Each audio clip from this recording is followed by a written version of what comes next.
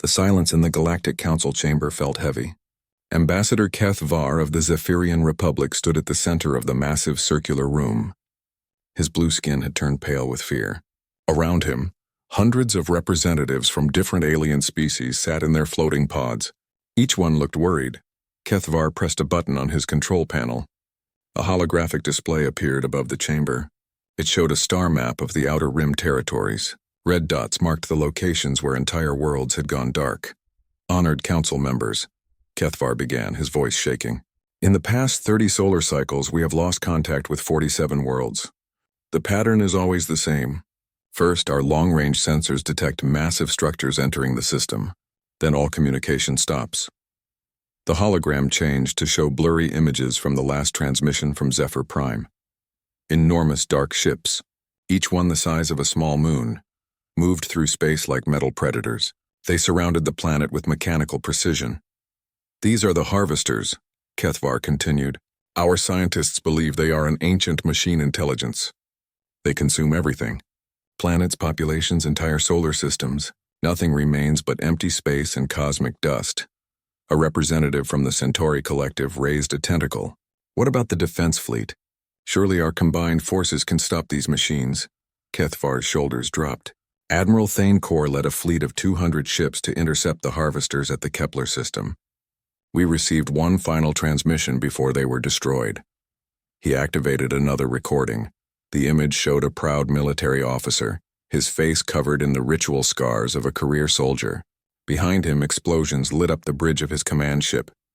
The enemy adapts to our weapons faster than we can fire them, Admiral Thane Kor reported. Their technology learns from each attack. Every shot we take makes them stronger. Tell the Council that conventional warfare is useless against these beings. We need a... The transmission cut to static. The chamber erupted in frightened voices speaking in dozens of different languages. Some representatives called for evacuation of the Outer Rim. Others demanded that the core worlds be fortified. A few suggested surrender. Chancellor Morton, the ancient leader of the Council, raised his forearms for silence. His gray eyes had seen 1,000 years of galactic politics. There must be another way, he said slowly.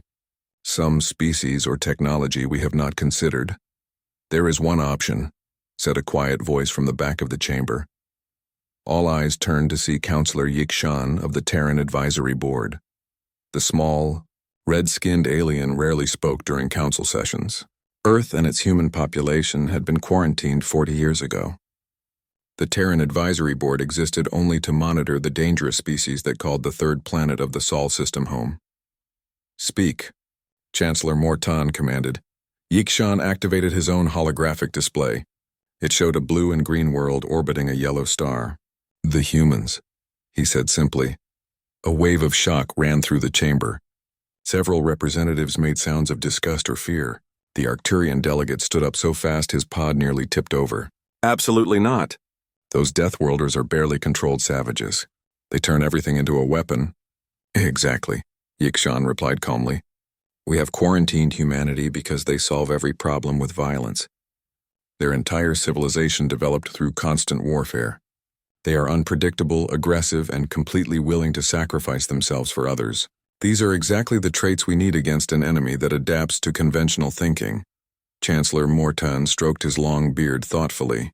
Every species in the galaxy knew the stories about Earth. It was a world that should have killed any intelligent life. Massive storms, deadly radiation, poisonous atmosphere changes, and predators that hunted in packs. Yet somehow humans had not just survived but thrived. They had turned their hostile world into a strength. The humans have been isolated for decades, Keth Var pointed out. Why would they help us? We rejected them from galactic society. Because that is what Deathworlders do, Yikshan answered. They protect others, even those who have wronged them. It is in their nature. The Centauri representative waved his tentacles angrily. Their nature is violence. Every first contact report mentions their weapons and military thinking. They see threats everywhere. Perhaps because threats are everywhere, Yikshan said. And perhaps we need someone who understands that reality. Chancellor Morton looked around the chamber. Fear and desperation filled every face. The harvesters were coming. The defense fleet was gone. Billions of lives hung in the balance. What do we know about current human military capability? The Chancellor asked. Yikshan touched his control panel. New images appeared in the hologram. They showed sleek ships with unusual designs. Unlike the smooth, elegant vessels preferred by most galactic species, human ships looked brutal and functional. They bristled with weapons and armor plating. Intelligence reports suggest they have spent the last 40 years improving their technology, Yikshan reported. They assume we will eventually attack them. Every human ship is designed for war. Every human station is fortified. They have turned their entire civilization into a military force. Monsters, whispered the Arcturian delegate. Our monsters, Chancellor Morton said quietly. If they will help us, the debate continued for hours. Some council members refused to consider working with humans. Others argued that desperate times required desperate measures.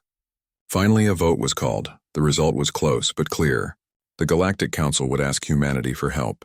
Kethvar received the assignment to make contact.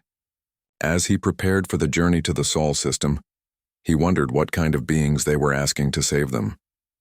Every report described humans as dangerous, unpredictable, and violent.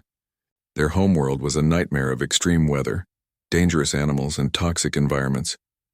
But perhaps that was exactly what they needed. The harvesters were death incarnate, consuming entire civilizations without mercy. Maybe it took another kind of monster to fight such a threat. 3 days later, Kethvar's diplomatic ship entered the Sol system. Human space traffic control directed him to a massive space station orbiting Earth. The station looked like it had been built for war. Weapon platforms and defensive shields covered every surface. As his ship docked, Kethvar saw human soldiers for the first time. They were tall and lean with predator eyes that missed nothing. They moved with the fluid grace of natural hunters. Even their diplomatic escorts carried weapons. Ambassador Sarah Chen met him in the station's conference room. She was a middle-aged human woman with gray hair and intelligent eyes. Despite her small size compared to Kethvar, she commanded the room with quiet authority. "Ambassador," she said in perfect galactic standard, "we received your transmission. The Council wants our help against something called the Harvesters." "Yes," Kethvar replied, trying to keep his voice steady. "They are machine intelligences that consume entire worlds. Our fleets cannot stop them. They adapt to our weapons and tactics." Ambassador Chen nodded slowly. "And you want humanity to fight them because we are, in your words, unpredictable Deathworlders who solve everything with violence." Kethvar felt embarrassment color his skin darker blue. "I apologize for the harsh description. But yes, we need your unique capabilities." To his surprise, Ambassador Chen smiled. "No apology needed. You are absolutely correct. We are violent, unpredictable, and we turn everything into a weapon. We also protect those who cannot protect themselves." She activated a holographic display showing the human fleet. Hundreds of warships hung in space around Earth. They looked like metal predators waiting to hunt. "I need to ask you something important," Ambassador Chen said. "If we help you and we succeed in stopping these harvesters, what happens next? Do we go back to being quarantined? Do we remain outcasts?" Kethvar hesitated. He had no authority to make such promises. But looking at the human ambassador, he realized that honesty was the only option. "I do not know," he admitted. "The Council fears humanity. Your species challenges everything we believe about civilization and diplomacy. Many would prefer to keep you isolated." Ambassador Chen nodded. "At least you are honest. That is more than we expected." She stood up and walked to the window overlooking Earth. The blue and green world turned slowly below them. Humanity has spent 40 years preparing for the day when the galaxy would come to destroy us. We assumed you saw us as a threat that needed to be eliminated, and now we are asking you to be our salvation," Kethvar said quietly. "Yes," Ambassador Chen replied. "You want us to be monsters, but only the right kind of monsters." Only when it serves your purpose, the room fell silent. Kethvar realized that this moment would determine the fate of billions of lives. If humanity refused to help, the harvesters would continue their rampage across the galaxy. Ambassador Chen turned back to face him. "I will present your request to our military command. But understand this, Ambassador. If humanity agrees to fight these harvesters, we fight to win. We do not retreat. We do not surrender. And we do not leave our allies behind." "Even allies who have rejected you?" Kethvar asked. "Especially those allies," Ambassador Chen answered. "Because that is what separates civilization from chaos. The willingness to protect others, even when they do not deserve it. Admiral Sarah Torres stood in the command center of Titan Station, humanity's largest military installation. The massive chamber hummed with activity as officers coordinated defensive positions throughout the Sol system.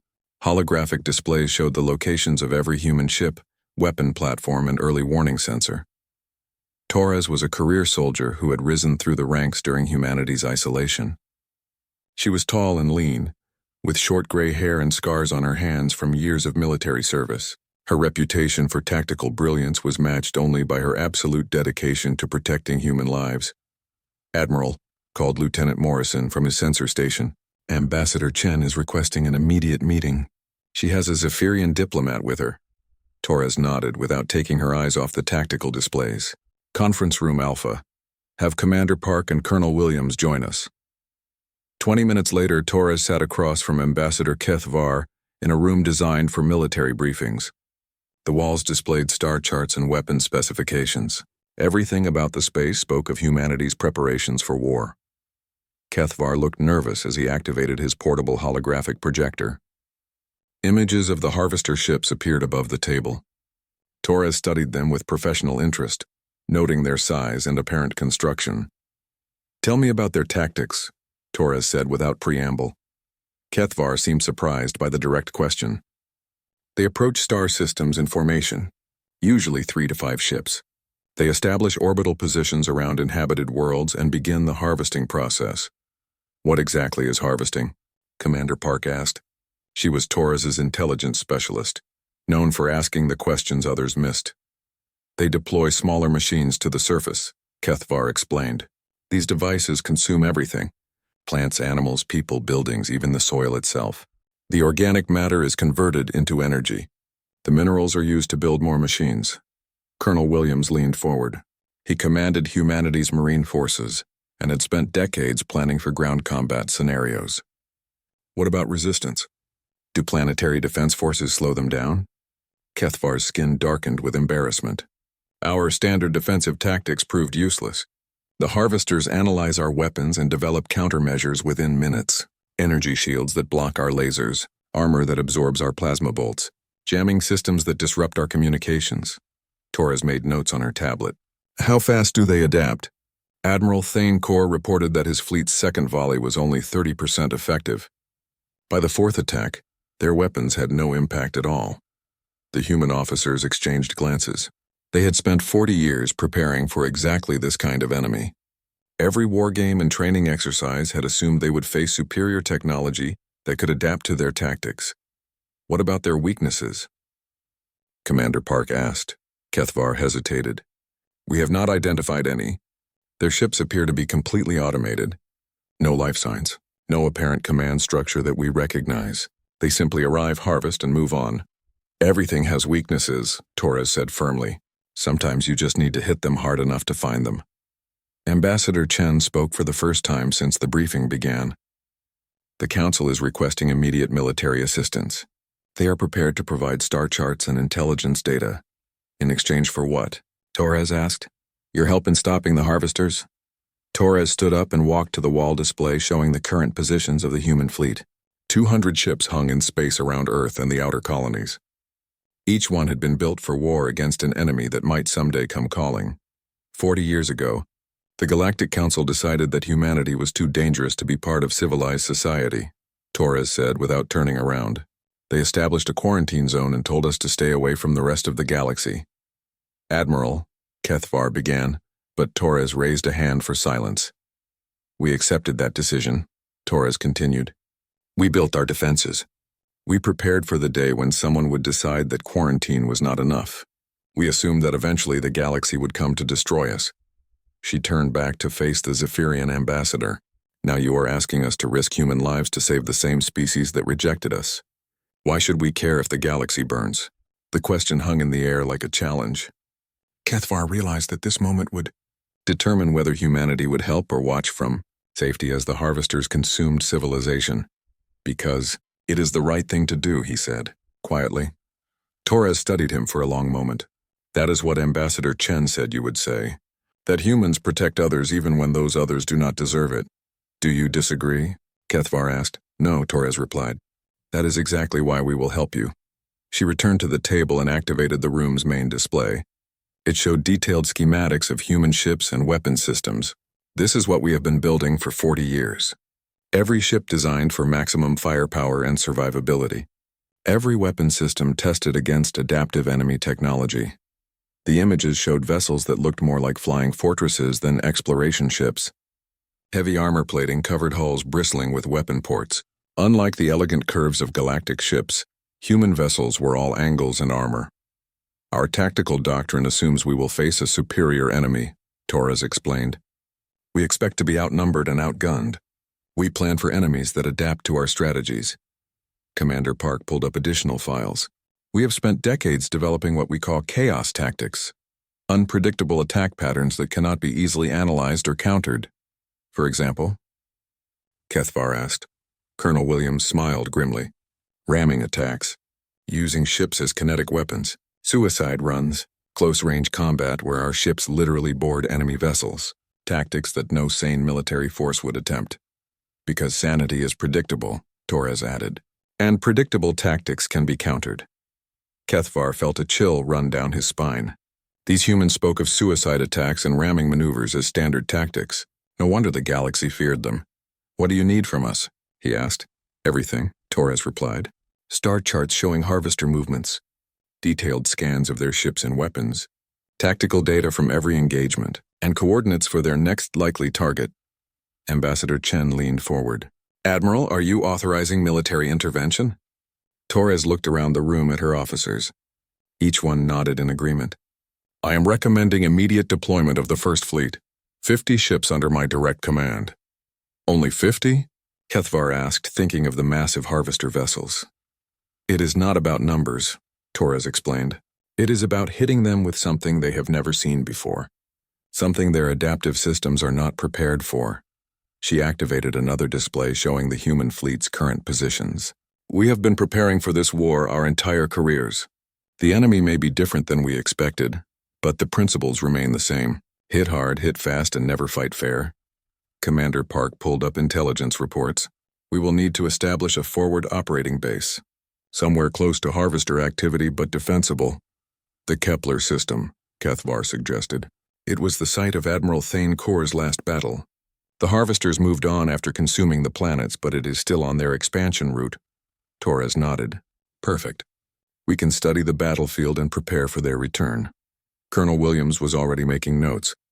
We will need to modify our ships for extended operations outside human space. Different atmospheric systems for alien crew members if we are working with galactic forces.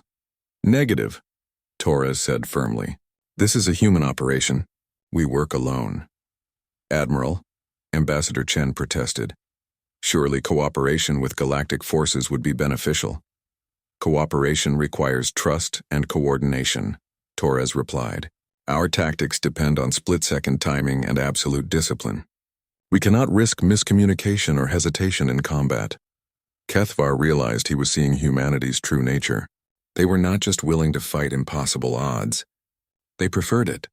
They had built their entire military around the assumption that they would stand alone against superior enemies.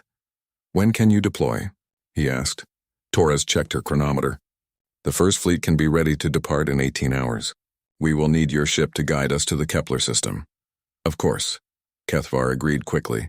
As the briefing concluded, Torres walked the Zephyrian ambassador to the docking bay where his ship waited. The corridor was lined with viewports showing the human fleet in all its lethal glory. Ambassador, Torres said as they walked, I want you to understand something. Humanity has spent 40 years preparing for a war we hoped would never come. We built these ships not for conquest but for survival.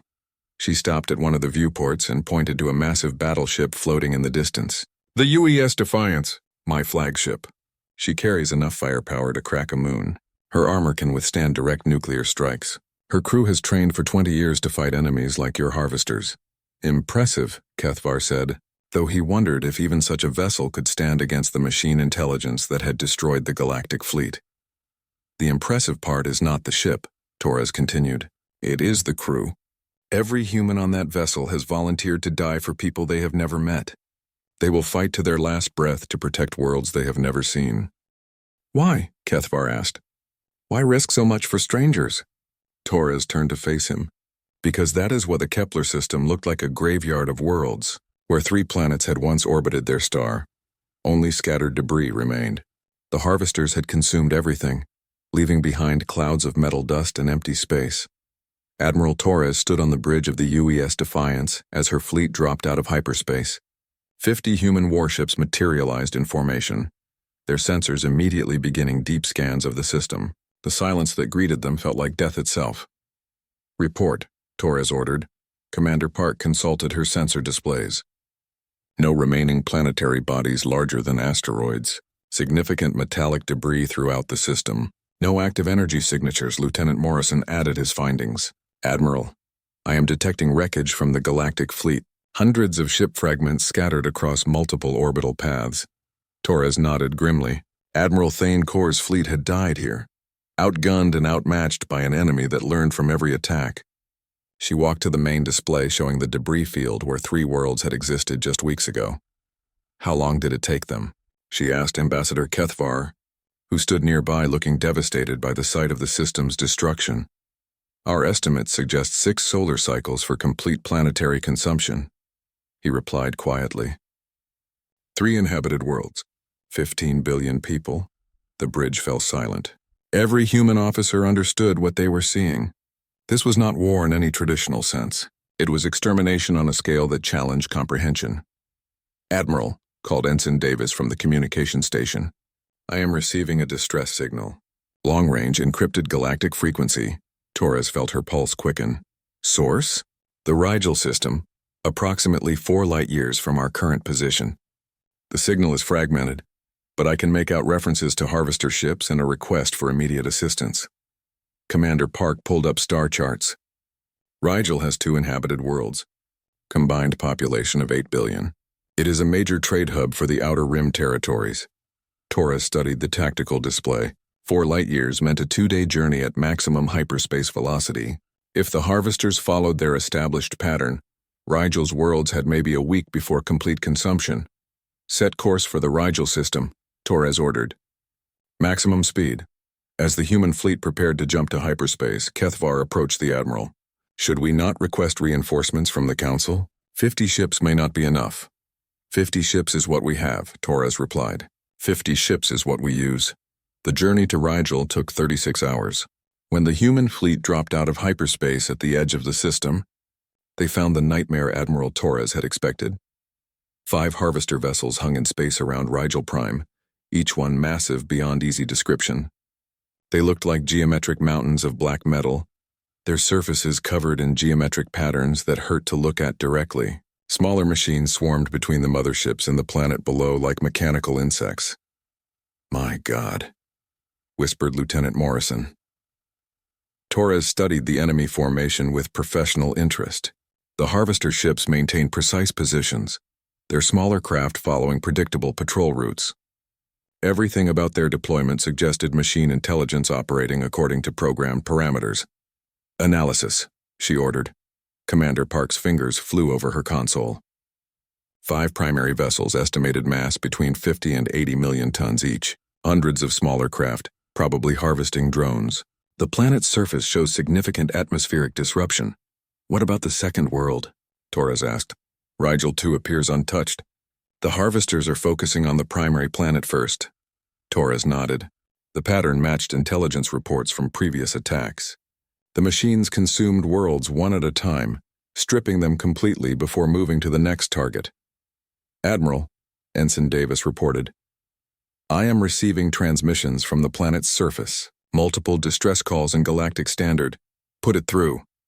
The speakers crackled with static, then voices filled the bridge. Men, women, and children crying for help in a dozen different languages. The sounds of explosions and mechanical grinding provided a horrific background to their desperate pleas. "How long do they have?" Torres asked. Kethvar consulted his portable scanner. "Based on previous harvesting rates, perhaps 3 solar cycles before the planet is completely consumed." Torres turned to her senior staff. "Recommendations?" Colonel Williams spoke first. "Direct assault on the motherships. Concentrate our firepower and try to destroy them one at a time."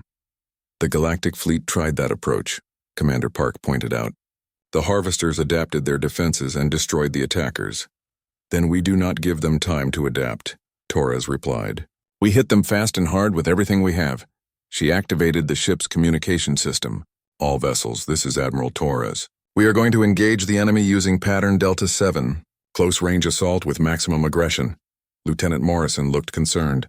Admiral, pattern Delta 7 requires ships to approach within 1,000 kilometers of enemy vessels.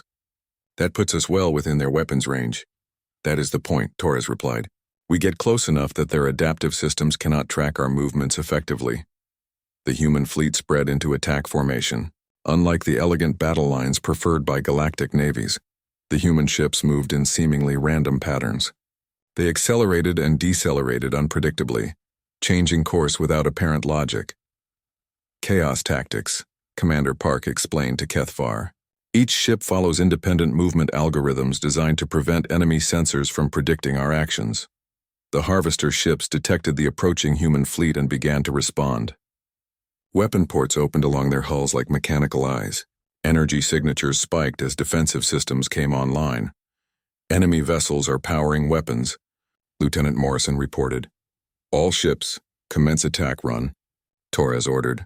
The human fleet dove toward the Harvester formation like a pack of wolves attacking much larger prey. The enemy ships fired first, launching bursts of energy that could have destroyed mountains. But the human vessels were no longer where the targeting systems expected them to be.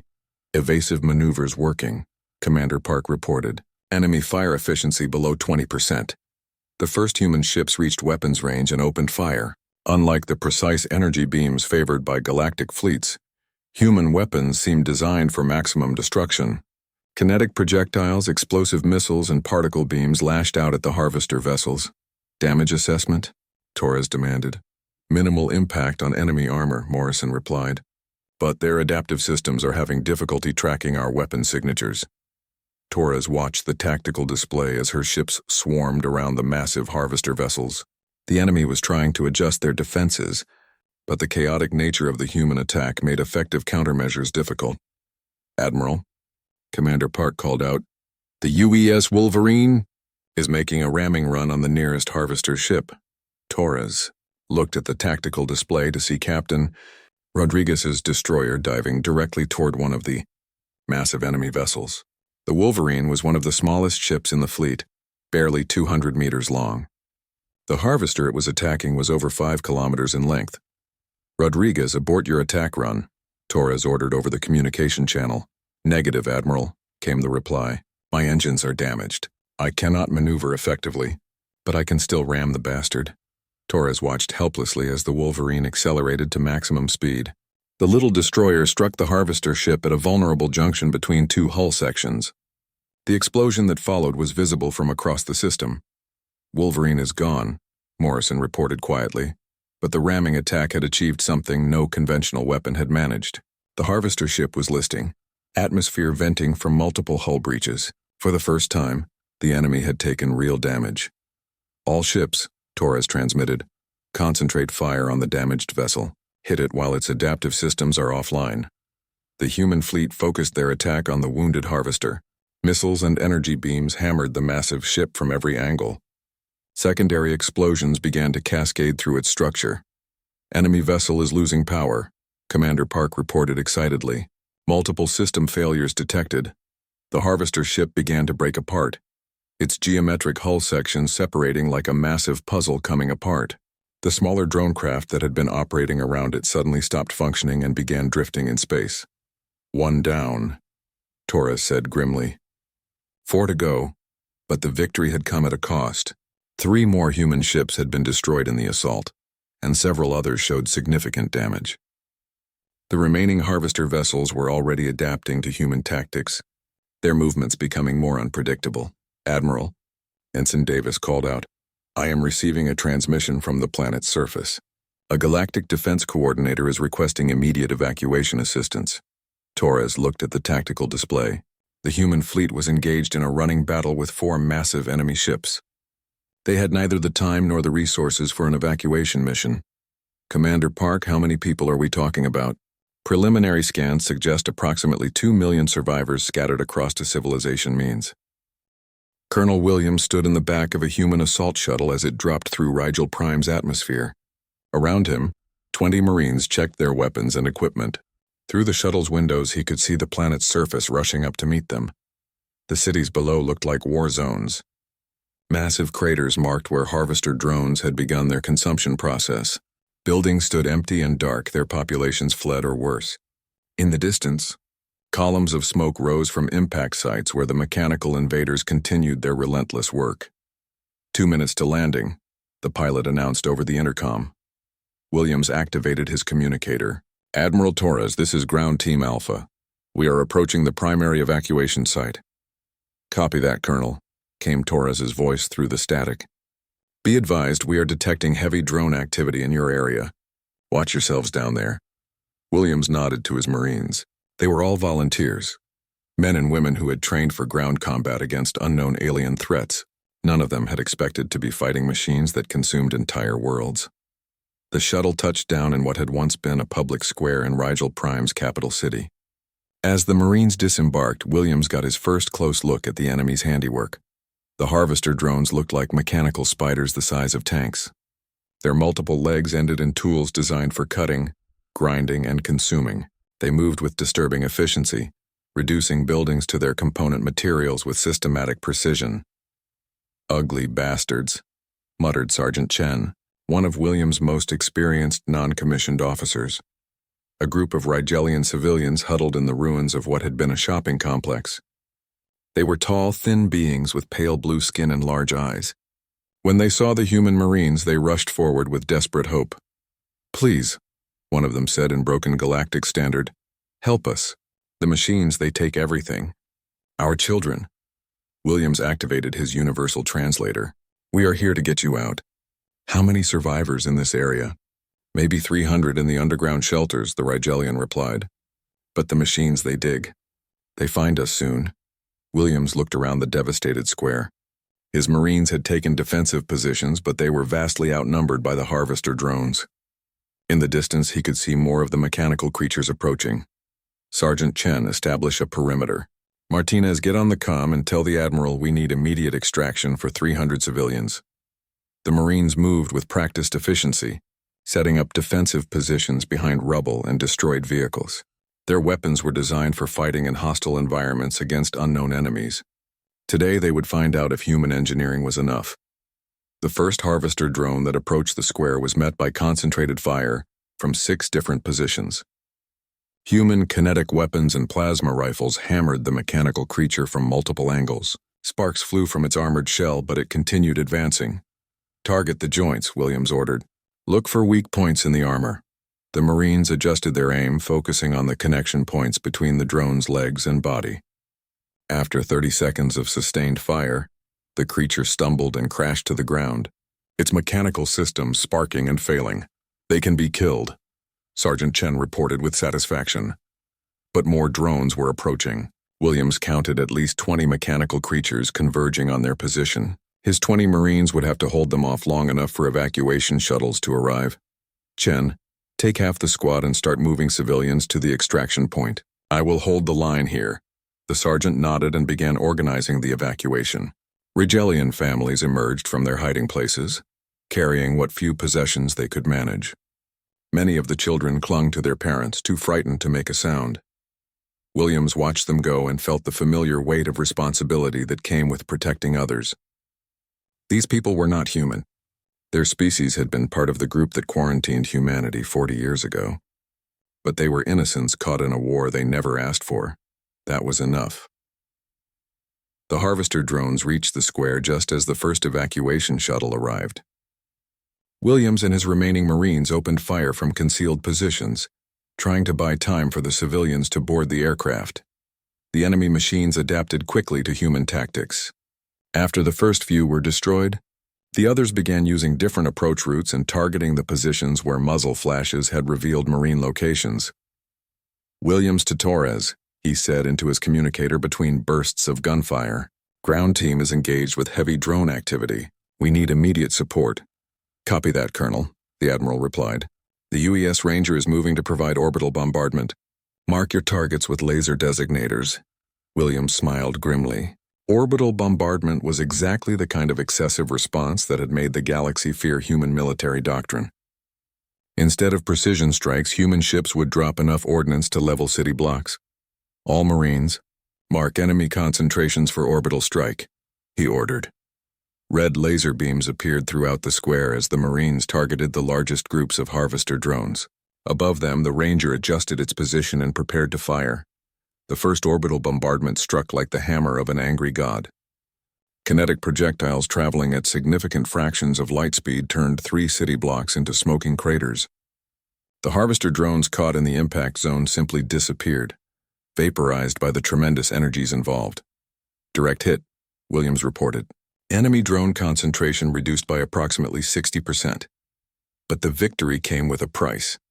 The orbital bombardment had also destroyed several buildings that might have contained more survivors. Williams pushed the thought away and focused on the immediate tactical situation. The second evacuation shuttle arrived as the remaining harvester drones regrouped for another assault. Williams counted the civilians as they boarded the aircraft. 230 so far, 70 more to go. Sergeant Chen, status report, he called over the communicator. Final group of civilians moving to extraction point now, came the reply. But Colonel, we have a problem. The drones are adapting to our weapons. Return fire is becoming more accurate. Williams saw what Chen meant. The latest group of harvester machines moved differently than the first wave. They used cover effectively and seemed to anticipate human firing patterns. Their adaptive systems were learning from each engagement. All Marines switched to backup weapons, Williams ordered. Let's see how they handle plasma grenades. The human Marines began using weapons that released clouds of superheated gas instead of kinetic projectiles. The harvester drones, expecting more conventional attacks, walked directly into the plasma fields and suffered severe damage to their electronic systems. Target confusion confirmed, Sergeant Chen reported. They are having trouble adapting to rapid changes in weapon types. Williams nodded with satisfaction. This was exactly why human military doctrine emphasized unpredictability and rapid tactical shifts. Keep the enemy guessing, never let them establish a pattern. The final evacuation shuttle touched down just as the last group of civilians reached the extraction point. Williams watched families board the aircraft, knowing that each person saved was a victory against an enemy that consumed entire populations. All civilians evacuated, Chen reported. Ready for Marine extraction. Williams looked around the devastated square. In the distance, more harvester drones were approaching. The machines had learned from their encounters with human forces and would be more dangerous in the next engagement. Negative, Williams said into his communicator. There are other survivor groups in the city. We continue search and rescue operations. Colonel, Admiral Torres's voice came through the static. Your orders were to secure one evacuation site. Mission accomplished. With respect, Admiral, Williams replied. My mission is to save lives. There are still people alive down here. A long pause followed. Then Torres's voice returned with what sounded like pride. Copy that, Colonel. Continue operations. We will provide support as long as possible. Over the next 6 hours, Williams and his Marines conducted 3 more evacuation missions. Each one was more dangerous than the last as the harvester drones adapted to human tactics. But each mission also saved hundreds of lives. By the time the ground teams were finally extracted, they had rescued over 1,000 civilians from certain death. The cost had been heavy. 5 Marines killed in action, 8 wounded. But 1,000 people would live to see another day. As Williams' shuttle lifted off from the planet's surface, he looked down at the cities below. The harvester drones continued their systematic consumption of everything in sight. Buildings, vehicles, even the plants and parks were being reduced to raw materials. But there were empty spaces now. Areas where people had lived and worked and loved. Those people were safe aboard human evacuation ships, heading for refugee camps in secure systems. It was not a complete victory. Most of Rigel Prime's population had been lost before the human fleet arrived. But sometimes, saving a few was enough to justify the sacrifice of many. Admiral Torres to all ships, came the announcement over the fleet communication system. Ground operations are complete. All vessels prepare for orbital withdrawal. Williams strapped himself into his seat as the shuttle accelerated toward the human fleet. Through the windows he could see the ongoing space battle between human ships and the remaining. Admiral Torres stood on the bridge of the UES, Defiance as her damaged fleet, regrouped in high orbit above Rigel Prime. The Tactical display showed the brutal mathematics of the situation. 3 Harvester motherships remained operational, each one still capable of consuming entire worlds. The human fleet had been reduced to 32 functional vessels. "Admiral," Commander Park reported, "final damage assessment is complete. We have lost 18 ships including the Wolverine, Ranger, and Phoenix. 14 vessels show significant damage but remain combat capable." Torres nodded grimly. Captain Rodriguez and his crew were gone, along with over 3,000 other human personnel. Their sacrifice had proven that the Harvesters could be destroyed, but at a terrible cost. "What about the enemy?" she asked. 2 motherships destroyed, 1 heavily damaged. But their adaptive systems are becoming more effective.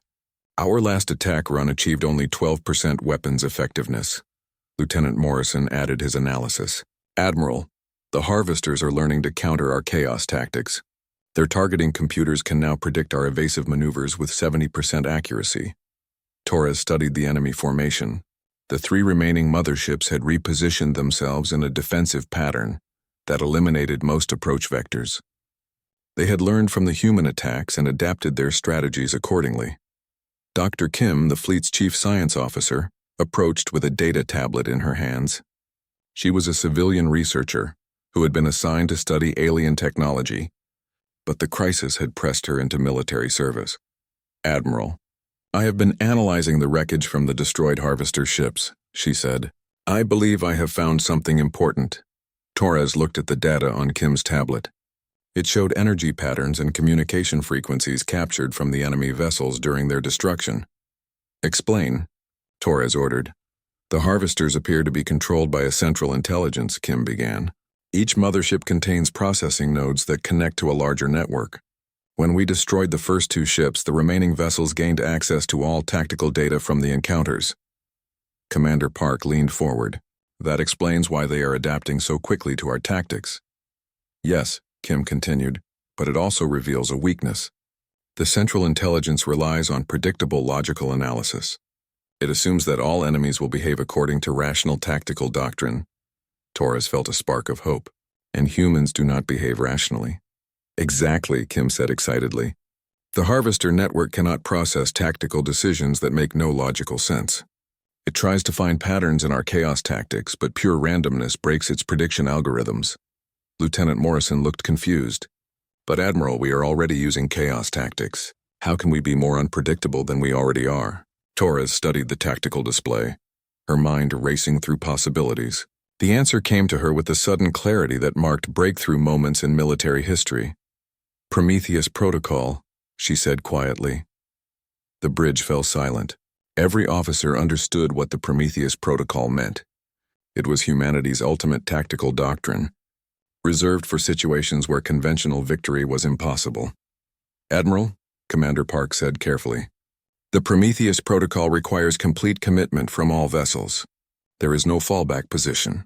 "I understand the implications," Torres replied, "but we are facing an enemy that threatens the survival of galactic civilization. Conventional tactics have failed. We have one option remaining." She activated the fleet communication system. "All vessels, this is Admiral Torres. We are implementing the Prometheus Protocol. All ships acknowledge." One by one, the human captains responded with confirmation.